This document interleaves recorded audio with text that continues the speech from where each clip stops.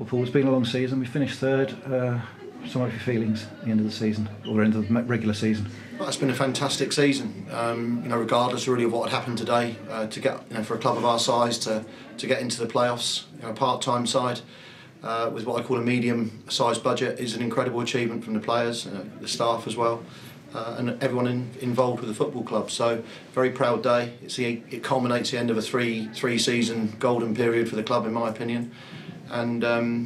I think Barry Williams would have been looking down with some real pride today, and I thought the minute's applause was a fantastic gesture to a great man. 3,500 in the ground, decent atmosphere, and a good game as well. Yeah, I think credit to the Aldershot supporters as well. They came in their numbers and they've really supported their team.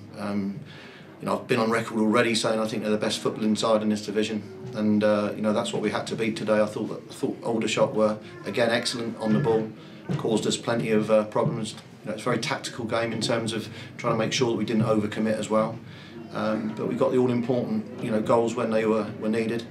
I've got to say again that the penalty decision from me, Nicky Bailey's not touched the lad. I think he's got a shot away, and we've subsequently watched it, and I think I was proved right. It's not a penalty.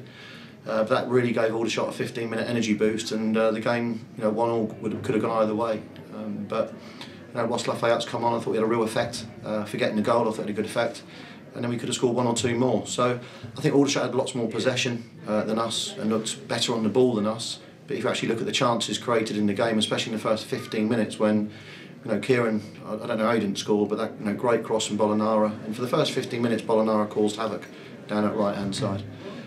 But that's two good teams in the playoffs.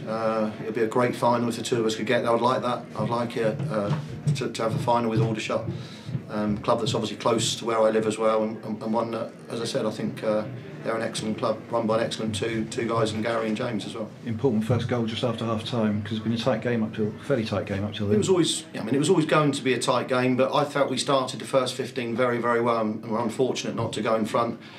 Then we had another good chance with Kieran's header at the far post. I thought their keepers made 2 or 3 good saves, whilst they were very, very dangerous as well, in the areas where they outpass you and they get into good areas.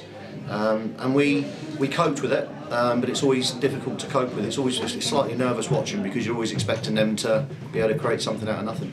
And Tommy Wright on the score sheet got the Supporters Club Player of the Year before the game. Yeah, he's been a golden find. That's his 18th goal of the season. He certainly has grown up this year into an exceptional young player. More importantly, he's an exceptional young man as well. Very disciplined, and I think his improvement, again, is testament to what the coaching staff have done with him this year. Just as importantly, it's good to see Josh Taylor back playing football. Yeah. We all get sort of wrapped up in how big the game is and whatever, but just for him, that's 2 games on the trot now, and we've missed him. But I think the key thing that we could talk about as well is that we lost 2 of our best players an hour before kick-off. We were expecting Eastman to pass his fitness test, and he didn't. And then when Terrell failed a straightforward test, we were very surprised at both, to be honest, but more surprised at Terrell. And that was from Thursday's training. So to take Thomas and Eastman out of the team, then asking Dean Beckwith to come in, and Kenny Davis, obviously had been sick last week, and I thought those 2 have come in and done a real good job today. And had to make a change at half time, Kieran Cadogan. Yeah, so Kieran's, when he put the cross in, I think the lads caught him, his ankle was blown up, so he'll need a week of treatment, and that obviously meant Josh Taylor going out wide and Harry Buseman coming on. And Ross Lafayette, as you say, came on, made a difference and was in the right place when yeah, listen, Ross's season with us can now be put into 2 parts. I thought he had a fantastic start for us right the way through till probably November, December. Went off the boil, had a very good loan move, worked for both teams as they should. Has come back to us the last month and has scored some crucial goals, and more importantly, he looks very, very confident again, and he'll be very much in our thoughts for the team in the next game or 2. So you can watch the playoff eliminated matches this week, and then next Sunday, Boreham Wood or Fylde? Yeah, it's going to be like an FA Cup game again. That's the experience I felt today. 900 odd people turning up in the last 3 days at the club to buy tickets today.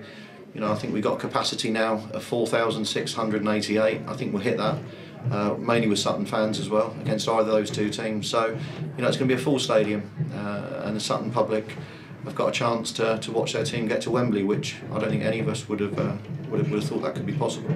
Well done, Paul. It's been a fantastic season. Thanks so far. Thanks very much. Yeah, so far. Cheers. Cheers, mate.